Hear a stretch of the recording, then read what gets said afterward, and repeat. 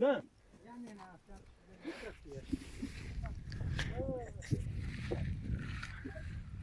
Hai, vreau să te bag pe Facebook.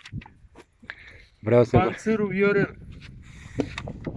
să te fut în curnițel. Să dau un nițel. Marin Ion.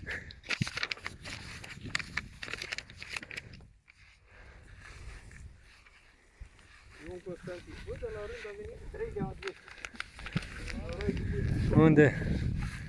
Unde e, mă, George Căsăr? E la volan. Să-l bag pe Facebook.